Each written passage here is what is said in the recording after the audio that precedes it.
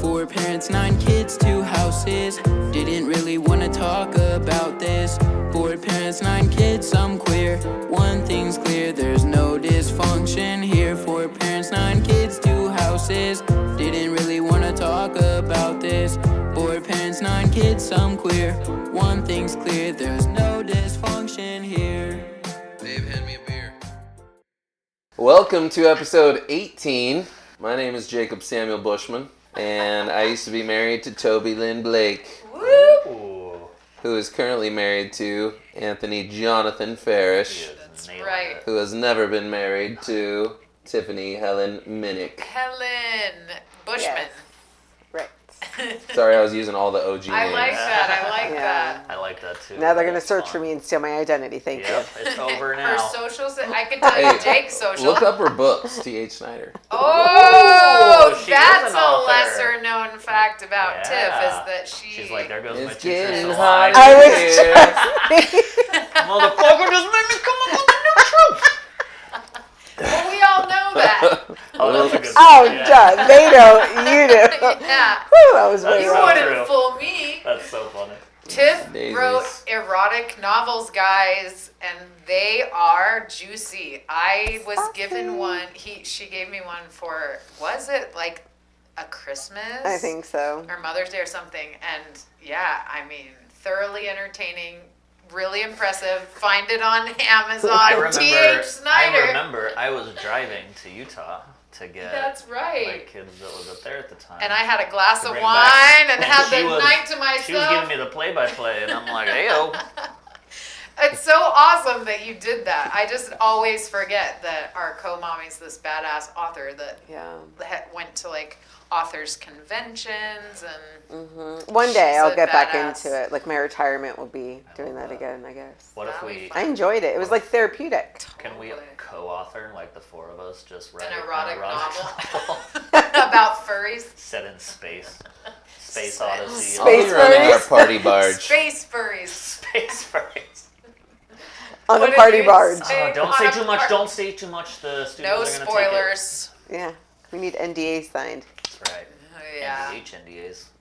All right, so NDH, 2 NDA, truths and a lie. DGM. Tiff, what you got DGM. for us? Okay. Well, the author one is out the window now.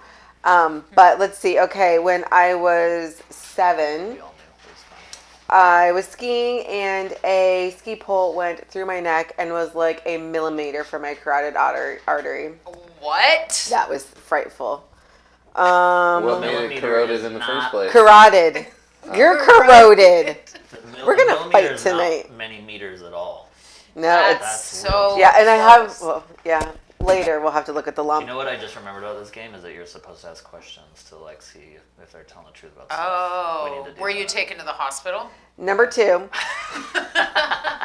I am horrifically allergic to bees. So Macaulay Culkin and My Girl, that's me. Dude, I'm super allergic to. Yeah, if that's true, which I Where are her think, glasses? She can't see without her glasses. waiting Put her for it. glasses on. And I've played the piano since I was 3. whoa, if that's true, I'm missing out. Is that true, Jake? Define play. He's like, I don't even know if any of these are correct. Dun dun dun da da da da da da. Yeah, Does that count? Yeah, that's fair. Seriously, so how did the artery get so corroded? And why is it so close to that ski pole? I grew up on a farm. Okay, was there snow on the farm? Of course, I'm from Okay, Pennsylvania. I think the Was there a lie. chairlift? At the resort, yes. I don't think she was. Well, we did have a lot of hills in our backyard. Ah, snow, corrosion, rust. Yes. Okay, I get What it, I was get the it, I A get it. rusted artery. Played the piano since I was 3. I think that's a lie. I'm going with that too. If it's not a lie, I feel robbed Yeah, I of want the a concert concert. next week. Yeah. I don't think you play the piano either. So, oh my God, is your Are you artery okay? Yeah, I have a little lump here still, like where the, like it was like the scar. Crazy. She's like, but I do play the piano. It was, But we were just talking about it in Cascade. It was all corroded. My brain was corroded when we were talking about it. Yeah. Probably it. Yeah. Rotted. Wow, I'm The so more you know of glad me. You Yeah. live to tell the Crazy. tell the tale. Yeah, because I was just a little tyke. Wow, little you one. realize? And you do ski, right? AJ and I want to learn Well, I have to not ski in a so we long can time. ski with you, so we can be a snow family. Well, so today we have decided to go all the way back. Oh boy. All the way back to the beginning. It's dangerous territory. Real G. It is. I'm scared for our listeners because I wasn't here for this. Tiff's that's about true. to learn. I think you guys got to start. I had a Because- Volkswagen Bug. Oh, That's true. because I wasn't around for the first part either. You were around for a lot of it though, because I met you Like 7 6 months and like 6 months and 1 day, because I think I moved out July 9th and met you December 10th. Is that 5 months and 1 day, 6 months? in a day. So he was around for a lot of it, but I don't know. Where did we go wrong? I think it was when I took you and your sister Andrea to a movie. And we saw 28 Days with Oh my Sandra Bullock. God. And I was like, I'm being such a nice guy. I'm treating both these ladies to a movie. And they were like Polygamy. crying their eyes out during the entire thing. I'm like, what? It's Oh only my bad if you were God. laughing at the jokes. What the hell is wrong with these people? You should have run. I should have run. I was think a I did. mess. And then I felt bad and I came back. Probably. Oh, God. Yeah, that I had no idea we were walking into a movie about Sandra Bullock going to rehab, and we had, visited my mom in many rehabs in our life, and then both of us were a wreck. That would have been a red flag for you to run. And I don't think I had been advised by either of them that situation would was be going a on. bad So I was just like, oh, Sandra Bullock's hot and we're going to see a Sandra Bullock movie. There we go. It's the 90s. Nothing hotter than Sandra Bullock in rehab. Oh, Sandra Bullock was, mwah, I love her so much. I still love She her. does, that's true. I've heard that a lot. Did you guys know she got robbed, like legitimate yeah. break-in, and she had a safe closet that had like a a metal safe door, room, like yeah. a safe room made in her house, and the call is public, record. 911. So From I her safe room? listened Yeah. to the call of Sandra Bullock being like, "They're here! I can hear them! They're knocking on the door! Please get here!" It was fucking crazy, and Wow. it's real. And she survived it, but yeah, she's a badass. She's a really cool lady. I like her a lot. Yeah, and her husband, who they seem to be really in love, passed away a couple years ago. So I she's didn't like know living that. life all alone now. So she's available. Yes. Oh my god. Boys, Honey. I can marry you. Oh my maybe we god. could start a quintuple Oh, now we're talking. with Sandra Bullock. I'd take another sister wife Oh. if it was Sandra. I'll marry anybody for a safe room. I'll need a safe word. Yes. For Sandra Bullock. She got so many great movies. The Net, The While You Were Sleeping. Speed. Oh my god. Speed, yes. Yeah, Speed's great. Yes, Blindside. Blindside. That was a great Fantastic movie. Really Who good. knew we were going to talk about Sandra Bullock today? Right, as I soon love as her. we talked about going all the way back, I figured she'd be a part of it. So, is that when you started dating or when you realized that you should get divorced? How far back are you going? Both. Oh. Dude, that was when he was dating my sister. I was just the third wheel. I don't even think I was old enough to date. I think Do I you was know holding the both first y'all's date? hands. Do you know the I'm just kidding. I was just kidding. Just kidding. Did I just hear the correctly? first date I ever went on with Jake? I was pissed about. Oh. And it wasn't with Jake, it was with his best friend. My sister, my older sister, she and her best friend were gonna go on a double date, and my sister was dating Jake, and her best friend was like sick. You have like And a family I was tree. 15, and I was not Chart. the Mormon religion told you don't date till 16, so I was strictly following that rule for myself. And she was like, "You have to go, or I'm gonna be so there's no one to go with Tom." And so I went on a date, and I cried that night. Like, I felt so guilty for upsetting God by going on a date, even though I had a blast. We had a great time. Tom Deary blew my mind. He was And so then she funny dated him. and cool. And he ended up being my first kiss, my first boyfriend. Jake was there for my first kiss. Go Yeah. Tom.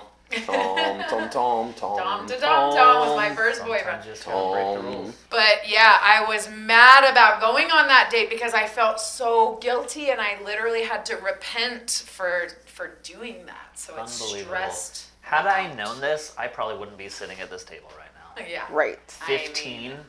So yeah, we met. Tom is an icon. He's so freaking cool. We named our son Thomas after Tom Deary. He was your first boyfriend, my best friend. Yeah. You know, I grew up loving music so much. I still love music so much. He was the drummer, and I was the vocalist. We had so many different performances, like throughout high school. The seatbelts. We were inseparable, irreseparable. Irreseparable. Their Yeah, friendship- inseparable and irreseparable. That's a word for sure. Their friendship was extremely special, and Tom looked out for Jake, and Jake looked out for Tom, and they had so much fun, and they accepted each other as they were. And Tom was different. Like, for Jake to be his best friend says a lot about Jake. Tom wore mascara, which I thought was super hot as a high school girl. I was like, that's cool. And he wore girls' bell bottoms, and I was like, that's cool. I loved how edgy and different he was. You know, he did not give a fuck what people thought about him. He signed his name Jim Morrison from The Doors. He was obsessed with Jim Morrison from The Doors. Yeah, he was a wonderful first boyfriend, and it wasn't even a lot of like physical anything. I mean, it was just like, I adore this human because he's so unique and authentic. And I think he still is in his life, very unique and authentic and really cool. He has a podcast now about music, and I don't know. But Well, that's cool. I remember we were having this. Our band performed a church dance at least once. multiple times. Was it multiple we times? were your backup dancers. So there was one time where he was. I can't remember if he was actually singing a Jim Morrison song. A He Doors was song. Fire. Was it Light My Fire? Yes. Come on, baby, light my fire. started- Maybe he starts unbuttoning his shirt, and it was anyway. no. It was a youth Mormon dance, and That went south quick. all the adults like come walking up. No, you can't. You can't. They You literally can't take stop. off your clothes. He's like, put your shirt back on. That is amazing. He's all getting into it at a church. Come on, baby, light my fire. I That love was so great. that the way you describe him is very, in a lot of ways, similar to how Thomas Yeah, is, very you know, unique. and that doesn't give care a fuck what what other anybody people thinks, think. and it's so, Totally. Don't give So a fuck cool about you. yeah, being named. Okay, so that's our Love it. past.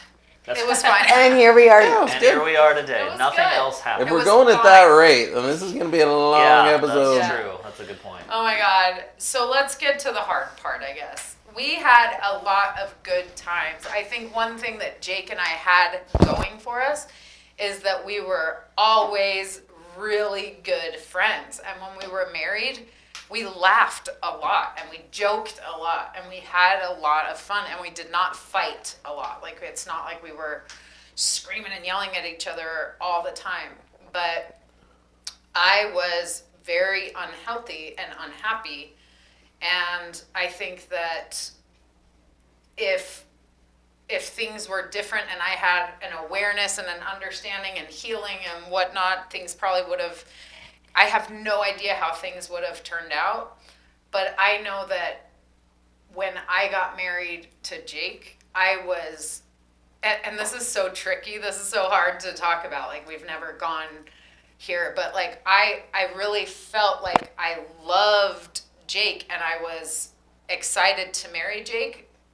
And also a huge part of that was safety and stability and feeling like I will be okay with this person, you know, because I had had no stability in my life and no safety, and literally all I wanted was safety and to be a mom. You know, it was like my whole aspiration in life is to have my own family, that I could be the mom that I always longed for myself, or something like that. You know, these things we come up with in our mind. So when I married Jake, I was just completely unprepared for what marriage is, for what partnership is, for what being an adult is. I was 11 days out from my 19th birthday or something like that. August 11th, August 29th. What's that? 18 days. So I was a child. I was barely 19 years old, and we got pregnant very quickly. But after after we got married, like 2 months in, I was calling fertility doctors and being like, "Can you help me get pregnant? I want babies." And they're like, "You have to try for at least a year before we're even willing to look at you," And Jake had testicular cancer, and he was told that he would not be able to even have children. And both of my sisters struggled with infertility issues for years before we got married. And so when we got married and we were able to conceive Chandler without any help, it was like we were just beyond elated and overjoyed and grateful. And he literally was a miracle. And he became the absolute light and joy of our lives, and I was a mom, and I was so grateful. But once I made my dream of being a mom come true, I feel like it set in that we were not healed, and there was so much going on behind the scenes, and I was completely naive. I had no idea that my life was not what I thought it was. And at the same time, I look at that time and I think how difficult it must have been for you, because once I got married, I sunk into a very deep depression. And so we were like in love and happy and joyful and having so much fun as like kids in love, or whatever. And just like Jake was like the world's best boyfriend, just like so many fun dates and gifts, and he helped me take care of my mom, who was homeless while we were dating, and it was a whole thing. But I sunk very deep into depression after we got married. I was like, just like, oh my God, I haven't lived my life. I had these very secret attractions to women that I had never ever addressed. And that became a very compounded issue because it was something I had never even spoken out loud. And so to continue to have children and to be married to a man and to be in this religion, and there was so much, and I was just completely lost and doing my best to just be the best mom I could be. But I look back on that time and there's so much pain, so much confusion, so much literal sickness. I was diagnosed with MS at 21 years old, and my health declined very quickly. And I was just sick in every way, in sexuality, and my identity, in my mental health, and in my physical health. I was sick, And I felt like I wouldn't survive if I stayed in the marriage. I felt like I was drowning, and it wasn't even until I was several months into my relationship with AJ that I finally disclosed to my best friend Christopher that I think I'm bisexual. I'm like, I don't know what this means, and I'm crying, I'm hysterical, I'm terrified to say it out loud. We're living in Texas at the time. It was the first time that came out of my mouth. And I'm like, I'm scared to say it, And I'm like, I think I'm bisexual. And he goes, so what? Like that. And I'm like, that's the friend I need. That's Christopher. He's like, who cares? And I'm like, really? I'm okay still? It was terrifying. And so I just think there were so many things that were not my fault and not Jake's fault. We were two fucking children doing our best and really hurting each other in the process. And so, there were times where I thought Jake was evil and the worst person alive, and I literally hated him. That's how I felt, because he felt like a threat to me and my children at times, and you go through that when you're going through a divorce and things hurt and things feel like, and we're not giving each other the benefit of the doubt. We've been through the low of the low. We've said things that I'm sure I've said things to Jake he still can't forget. And there have been things said to me that I still can't forget. We forgive, but some of these things live in us, and we choose to show up and love each other anyway, And so, yeah, that's my perspective. That was a lot. Good work. I don't know, the first thing that comes to mind is where my mistakes were in all of it, because he didn't mention any of those. Growing up in the Mormon LDS religion, did not know how to admit my mistakes, like, the sins when it comes to all the different rules of that religion. So, anytime I looked at porn, I didn't know how to admit it and be honest about it. Like, I kept it a secret. Anytime that I masturbated, I did not know how to admit it or be honest with anybody about it. I kept it a secret. And when it came to experimenting with, like, different substances, like cigarettes or alcohol, like, I got really good at a really young age, just playing the part of the perfect Mormon kid and ultimately doing what I wanted. Like, ultimately, I don't know, like, the best way to describe it is leading a double life, I guess, but, I'd like to think that it wasn't that bad, but any rules that I was breaking against the Mormon religion, I was not willing to admit it. I don't know how common it is in that religion, because we didn't, if anybody was like me, we didn't admit it to each other. We were all lying to the Mormon society and all pretending that we were perfect on Sunday, when we were in front of everybody else. And so, anyway, at a very, I don't know, I was breaking those rules and lying about them when we were dating. I was breaking those rules and lying about them the entire time we were married. And we were, married for 4 or 5 years. I remember we already had Chandler and we already had Thomas when my first, you got caught motherfucker situation happened. And it had to do with cigarettes, had to do with smoking. And so when I got caught with a pack of cigarettes in my car, I was just like, all right, well, cat's out of the bag. I'm not perfect Peter Priesthood that I'm pretending to be. I might as well be honest about, about looking at porn and masturbating. So I decided to be honest about, because I think that literally was everything that I was doing wrong as far as the religion is concerned. Like, as far as their point of view. And so anyway, I hashed it all out and broke that trust, and it was devastating. It was life-changing for our relationship.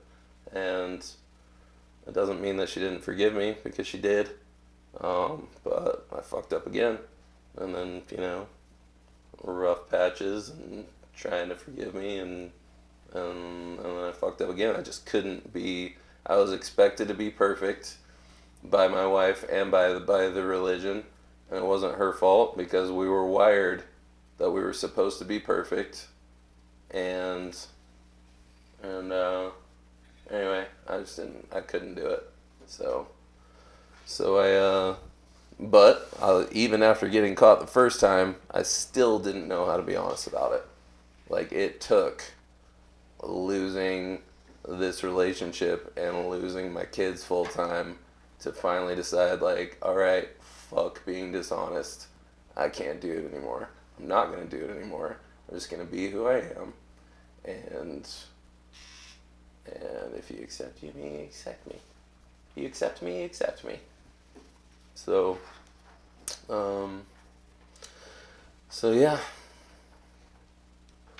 Beautiful. It really is.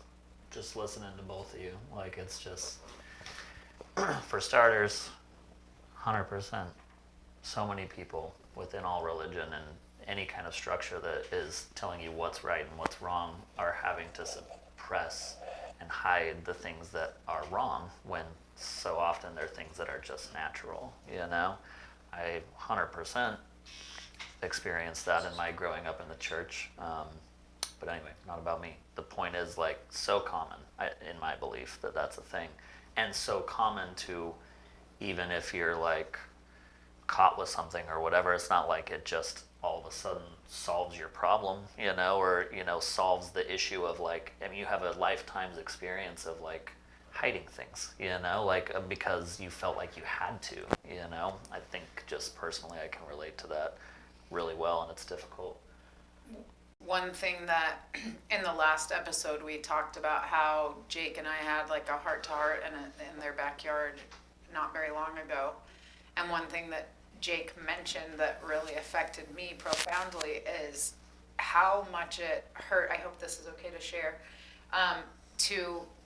To have me not take his side when the Mormon church was prosecuting him, or like whatever, judging him and giving him punishments for his behavior. I was on the side of the Mormon church of like, you need to repent, and it would have never crossed my mind to not be on the side of God. You know what I mean?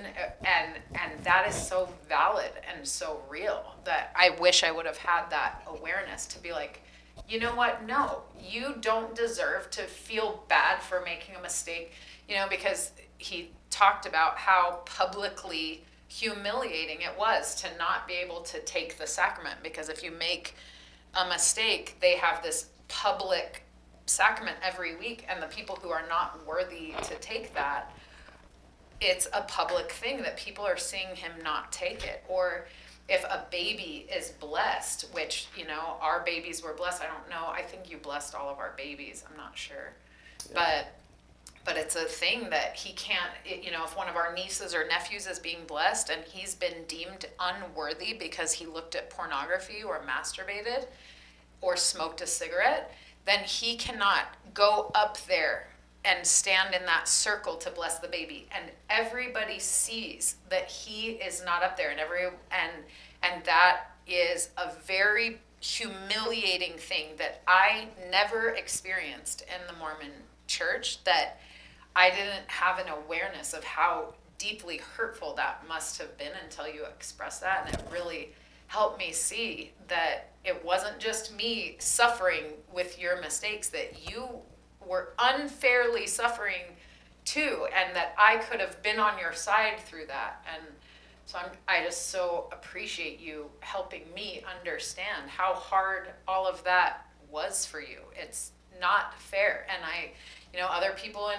religion have different experiences or whatnot, but that public, open display of worthiness versus unworthiness is traumatic sometimes. And I'm sorry that you went through that. I wish I could have been a safe space for you to be flawed, to be human, to fuck up and be like, we make mistakes, but it wasn't. It was very much a standard of perfection, That is what I thought we were doing, So Thank you.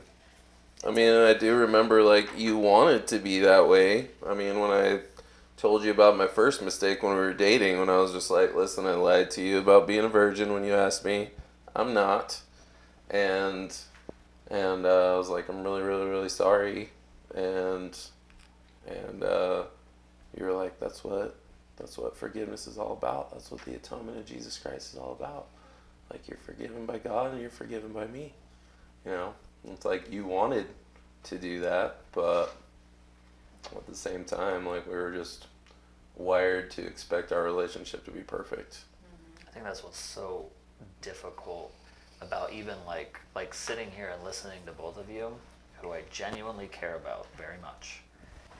The thought I keep having over and over again is how unfair it feels that all of the things that were going on back then, like, for all of us, probably, me and my relationship, you and yours prior, and then even when, we got together and then you guys got together, and the things with that is like, so much of it is just age-based and circumstantial, and like I was born into an area, a geographical location where the odds of me being this religion are very high, and that ruled my life. That became what, for better and worse, what my life experience was. And it's hard to like get older and feel like you learn things and gain wisdom and know how to be better, you know, for yourself and for other people. And there's just no going back to do it, you know, like you just have to, it's this double-edged sword of you have to have those experiences to gain the wisdom, and you can't avoid those experiences until you've done it and gain that wisdom. And I just commend both of you for being super open and straightforward and honest and real about difficult things. It's hard. And it's raw to hear it when you weren't a part of it. Yeah. But knowing where you are at now, like, it's something to be proud of, to be a part of both of your lives, because that was awful. And now here you are. Here we are, besties. Miss Westies. I'm so grateful that we are to this place. And next week, we're going to talk about how we got to a place of true friendship and true healing. And, you know, it's not just a black and white thing. I feel like as we evolve and as we grow, we'll continue to unlock new layers. But I think we're on a really good path. And I think there's a lot here that can help other people start to open and to see their ex-partner with compassion and love. And I don't know, I hope we can help. Yes, absolutely. I think it would be so good to just continue this conversation and keep going, and like, you know, like there's so much there. And you know, I just think about coming into having a relationship with you when I was 28, and the idea of, you know, I had I never. hear you sucked at poker. I did. I've never gotten better either. I think about coming into that relationship at 28 years old and never dating someone who had kids. You know, never dating someone who had been married before. You know, like it wasn't a part of anything I had experienced. And so going into it, there's no part of me that's thinking, other than my own experience at that point. That's literally my experience of getting divorced beforehand, and the hard things with that was all I had to go off of with the two of your relationship. You know, like I didn't have any kind of awareness or anything about what your feelings might be. You know, like our very first or second podcast, you talking about Disneyland and, you know, your feelings about that and things like that. It's not crossing my mind, you know, and I think just talking about all of it and different perspectives would be so great. So I'm excited to just continue this conversation. Yes. I do want to say one more thing before I forget. Yes. Like, you know, I brought up specific mistakes that I made, but ultimately I do believe, and I've understood this for a long time, that it's not about the porn, it's not about the cigarettes, it's not about the masturbation. It's the fact that you couldn't be honest about it. Mm-hmm. And if you break that trust with anybody in any relationship that you care about, if you break that trust, then it will rise the question that is really hard to get rid of what else are they lying about. Sure. Mm-hmm. And that is so important. And we do our best to really teach that to our kids. And I appreciate Jake sharing his story with our kids about how trust takes years to build and moments to break, and how it is so precious and valuable in the relationships that matter. Very real. So grateful. Good point. Well, thanks, guys. And what are we talking about next time? We're talking about A continuation of this conversation. Yeah, well, I'm To be not continued. done with this episode Oh, until yeah. somebody does a dad joke at least. Yes, well, Oh. we have, okay, wait. Do I need to spin it? Jake's supposed to draw a picture. We are past time. It's like 5:05. Who but needs it? Shit. Let's do it. We got You're going to have to this. speed. Hopefully it's a dad joke. Listener question from ChatGPT. Go. What's the biggest misconception people have about peaceful co-parenting? Oh, here we go. I think we should all time ourselves. A and take 30 seconds. misconception. 15 seconds, that's what you get. Let's do it. I think it's Jake's question, but we can share. Oh, I thought everybody was supposed What to is do the this. biggest questions are very new to me. misconception with It's co-parenting? new to all of us. The biggest thought we were all deceit, the biggest responding. lie, the biggest misunderstanding people have about peaceful co-parenting. They must be sleeping with each other. No, they said great. misconception on the paper. I don't think they meant conception. That's not a misconception. That's a made conception. Wait, this was the dad joke. Oh, right. Hey, 2 birds. Hey. Nailed it. We don't even have to answer now. That's easy peasy. Well done. Good job, everybody.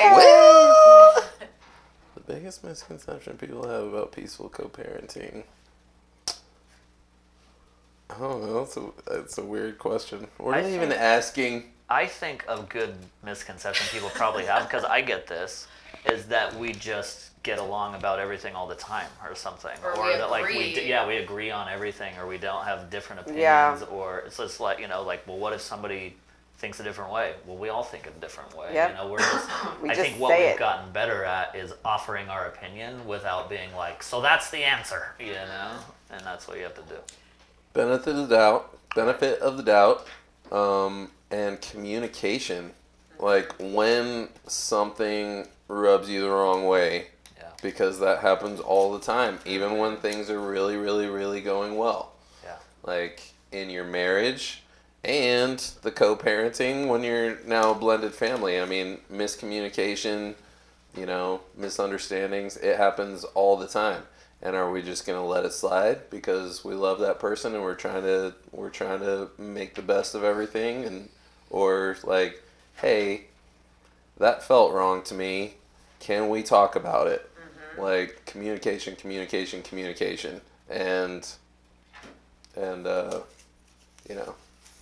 and it can be peaceful co-parenting. Like it doesn't ever have to end up being a fight.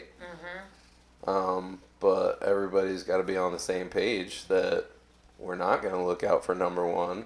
We are giving everybody the benefit of the doubt.